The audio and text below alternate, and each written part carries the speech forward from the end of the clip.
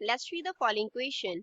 If 1 gram of oxygen at 760 mm of pressure at 0 degrees Celsius has its volume doubled by adiabatic change, calculate the change in internal energy. Given R is equals to 8.31 joule per mole per Kelvin and gamma is equals to 1.4. तो हमें 1 gram of oxygen दिया है जिसका initial जो pressure है वो 760 mm है and उसका जो टेम्परेचर है वो 0 डिग्री सेल्सियस है। एडियाबैटिक चेंज से उसका जो वॉल्यूम है वो डबल किया जा रहा है। हमें change in internal energy find out करना है। आर एंड गैमा की वैल्यूज हमें गिवन है। So first of all we will talk about the key concept used in the question. इस क्वेश्चन में क्या की कॉन्सेप्ट यूज हो रहा है? तो क्वेश्चन में हमें जो चेंज दिया गया है दैट इज एडियाबैटिक एक्सपेंशन, क्योंकि वॉल्यूम डबल कर रहे हैं। तो क्वेश्चन में हमें क्या दिया है? adiabatic expansion दिया है। सो फॉर adiabatic expansion हम टू इक्वेशंस यूज करेंगे। फर्स्ट तो टेम्परेचर फाइंड आउट करने के लिए that is T into V raise to power gamma minus 1 जो होता है वो हमारे पास क्या होता है? कांस्टेंट होता है। इस इक्वेशन में जो T है वो रिप्रेजेंट करता है टेम्परेचर को। T here represents temperature and जो V है वो रिप्रेजेंट करता है वॉल्यूम को, कि गैस का वॉल्यूम कितना था। सेकेंड जो हम इसमें यूज करेंगे वो हम यूज करेंगे formula for work done during the adiabatic expansion. उसके लिए फॉर्मूला होता है NR upon gamma minus 1 into T1 minus T2। अब जो N है वो रिप्रेजेंट करता है नंबर ऑफ मोल्स को, नंबर ऑफ मोल्स को रिप्रेजेंट करता है। कैपिटल R जो है वो रिप्रेजेंट करता है गैस कांस्टेंट को, it is gas constant here.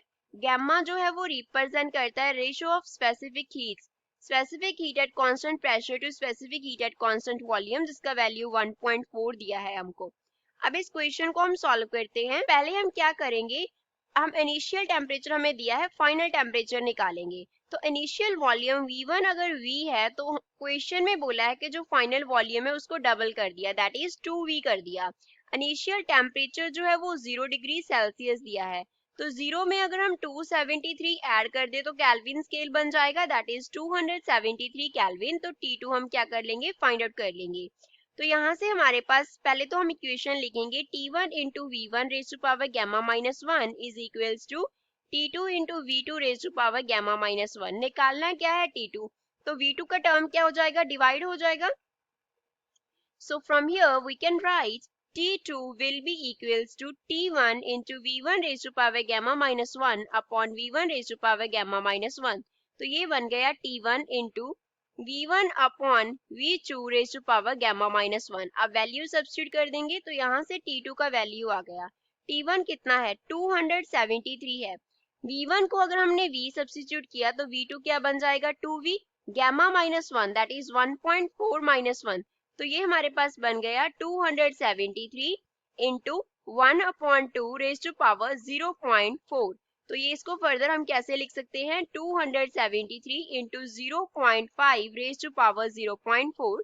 तो 0.5 को 0.4 की पावर से जब हम रेज करेंगे और इसको 273 से मल्टीप्लाई करेंगे तो जो T2 का वैल्यू हमारे पास आएगा that will be equals to 206.896 and इसके यूनिट्स होंगे दैट विल बी केल्विन। अब T2 निकाल लिया तो वर्क डन निकालते हैं। वर्क डन जो होगा W, उसके लिए हमने क्या लिखा था, NR upon gamma minus 1 into T1 minus T2 equation लिखा था।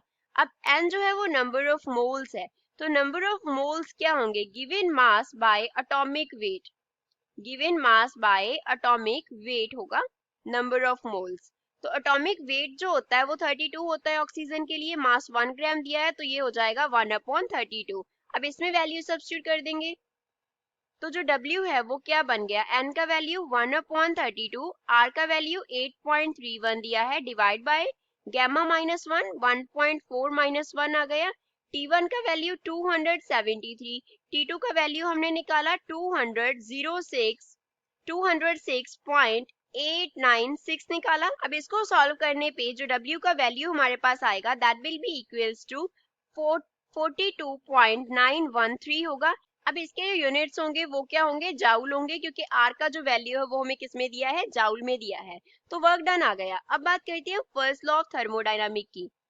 First law of thermodynamics, first law of thermodynamics. According to first law of thermodynamics, हमारे पास क्या क्वेश्चन होता है that change in heat will be equals to change in internal energy plus work done होता है. अब adiabatic expansion है, अगर adiabatic expansion होता है तो उसमें change in heat क्या होता है, zero, which means for adiabatic process dq will be equals to zero where q represents heat. q क्या है, heat को represent करता है. तो हमारे पास इक्वेशन क्या बन गया, du plus dw is equals to zero. तो यहाँ से हम क्या लिख सकते हैं that du will be equals to negative of dw. u क्या है, u रिप्रेजेंट करता है इंटरनल एनर्जी को, इंटरनल एनर्जी को रिप्रेजेंट करता है. तो change in internal energy work done की इक्वल है. सो du का वैल्यू क्या आ जाएगा, नेगेटिव ऑफ w का value that is minus 42.913 and units क्या होंगे, joule होंगे. So this is the final answer for the given question. I hope you understood well. Thanks.